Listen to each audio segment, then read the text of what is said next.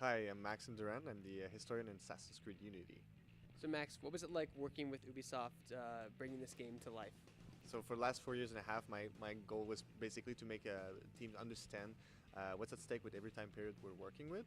So it's really funny because I have this tremendous power of trying to make sure the team hits it right.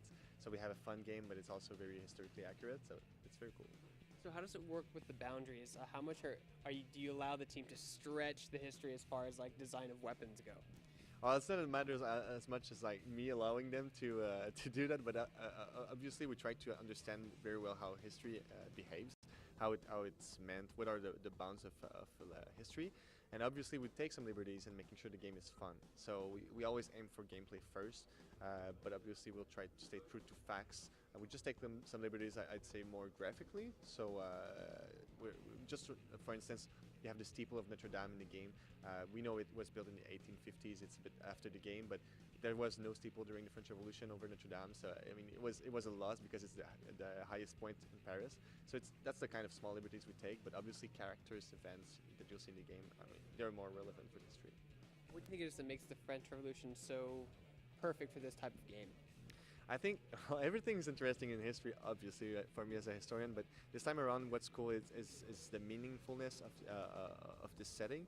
I mean, it's the creation of the modern era. I mean, there's this old regime that was 1,000 years old, 1,500 years old of the feudal regime, and the French Revolution is that start where everything swaps, everything changes. And I mean, it goes from a class system to a meritocracy system. So I mean, it's the basis of our Western history, our Western actual rights of men, and I mean, all of these in the span of a couple of years that changed very quickly. It's just relevant with this beautiful city of Paris. It's super dense. It's crowded. It's also very filthy.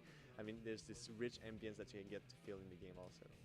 So what is it like knowing that they can insert uh, fiction into the story arc that make it work? For example, in like Assassin's Creed 2, they mentioned that Apple. I don't know if you played any of the games. They mentioned the Apple, and that at one point Hitler had it, and that's why he came to power. Like similar situations in this game, I'm sure as well.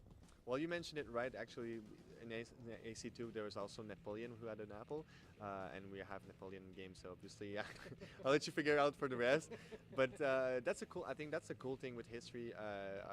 Our work is to actually understand what's known and where are the gray zones, and that's where we have space to work with. So trying to make sure that we stay true with the facts, and then whenever there's a small place for us to interact with, that's where we can add content.